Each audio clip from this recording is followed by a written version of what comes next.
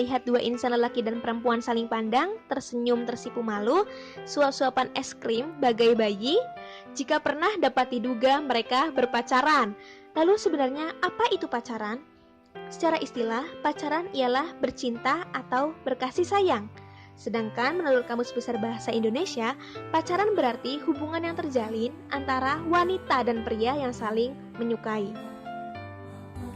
Pada dasarnya rasa suka adalah hal yang normal karena tubuh kita menghasilkan zat alami yang bernama feromon, berfungsi untuk menarik perhatian lawan jenis. Hasil survei pada sebuah penelitian ke remaja menghasilkan bahwa ada beberapa alasan remaja berpacaran, antara lain kenalan lewat media sosial, di mana remaja biasanya saling puji, kamu cantik, kamu satu-satunya yang bisa membuat aku berubah, dan tidak mungkin mengatakan kamu jelek, gendut.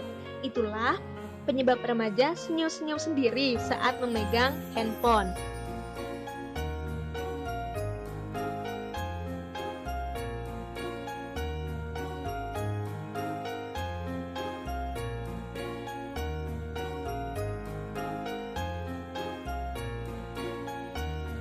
Faktor lain ialah film, sinetron, ataupun drama seperti Ganteng-Ganteng Tapi Singa, Anak Kahyangan, ataupun Cintaku Bertemu di Kandang Ayam. Adegan-adegannya tidak lepas dari yang namanya cinta-cintaan.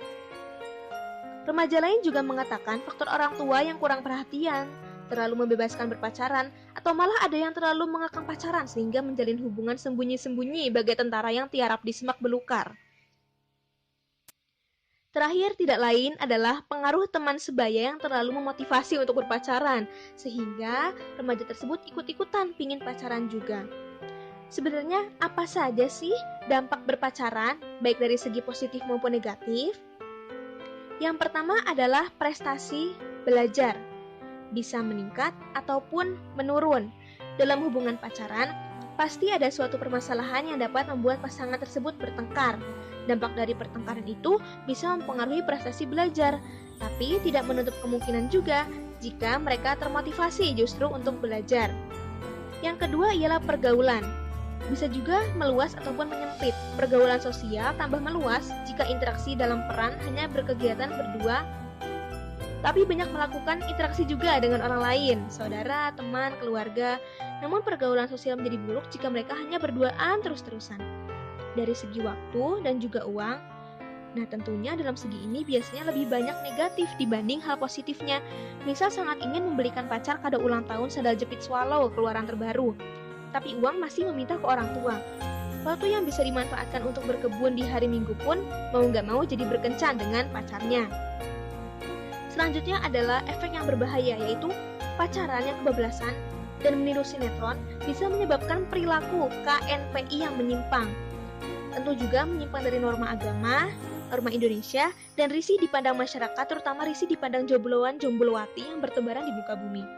Kissing atau berciuman, necking berpelukan, ada yang namanya petting, merambah lagi ke memegang kemaluan pacar, bahkan intercourse, berhubungan seksual yang bisa menyebabkan hamil di luar nikah, kehamilan yang tidak diinginkan.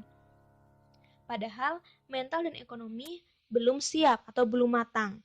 Akibatnya aborsi tidak aman, aib bagi keluarga, terutama bahan rumpian emak-emak yang sedang belanja sayur.